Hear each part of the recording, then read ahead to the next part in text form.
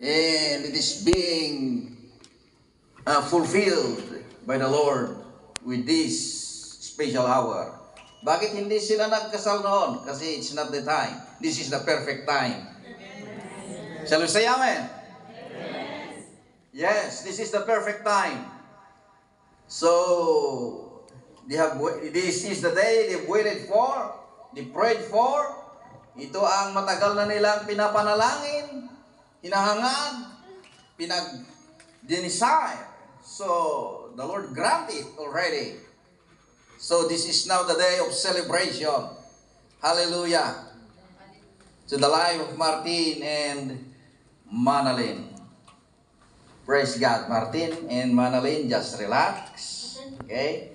Just inhale, exhale, take a breath. Let's all relax. Praise God. Anyway, marriage has a reason or a purpose kung bakit po nag-asawa ang isang babae at ang lalaki. To obey God's command. This is a command. So, may na-obey tayo, Martin. We had obeyed the command from the Lord.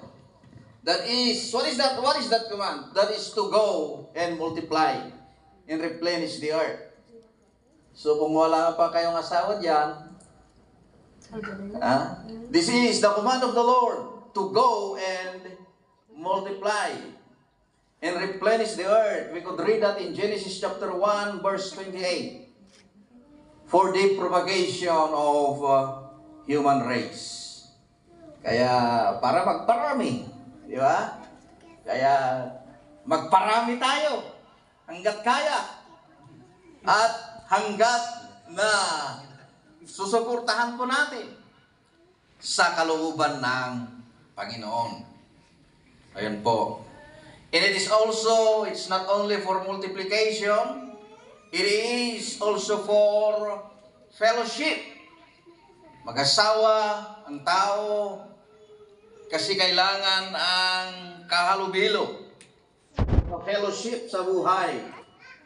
God said, it's not good that a man should be alone. Yan po ay nasa Biblia. It's not good that a man should be alone. Kaya ang lalaki, yung nag-iisa talaga, ay malungkot. Malungkot. Kaya nga nahanap ni Martin si Manalyn. Kasi noon malungkot. Pero now, we are all happy. So, kailangan po ng ka-fellowship ang isang lalaki at the same time the woman.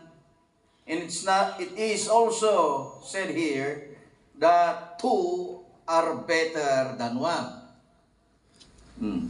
Ang dalawa daw po ay mas maganda, mabuti kaysa sa isa. For if they fall, the one will lift up the other. It says here in Ecclesiastes chapter 4, verse 9 to 11. Para daw kung isa ay madapa, mayroong tutulong. So, magtulungan. Kung bakit tayo ay nag-asawa, magtulungan, mag-fellowship. Kailangan natin ang bawat isa. Kaya po, ang lalaki ay mas masaya kung may partner o ka-fellowship sa buhay. And at the same time, to satisfy our biological desire. So we have biological desire that could be done only in marriage. So, kailangan po na man is being certain desire that is good, but it is only holy and legitimate, but can only be satisfied in marriage. So, praise God.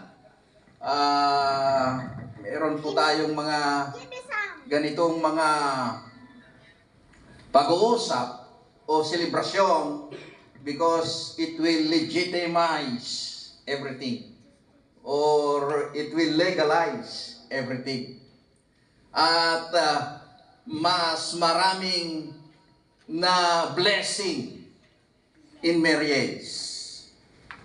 Mas maraming biyaya, pagpapala kung sa mga ganitong selebrasyon o wedding, mga kapatid. So, palakpakan ka natin ang Panginoon. Parang serious kayo lahat, ah. Praise God. Hallelujah. Sabihin mo sa katabi mo, I'm happy today. I'm happy today and tomorrow and ever. Hallelujah. Praise God. Oh, glory. And now, I would like that the groom and the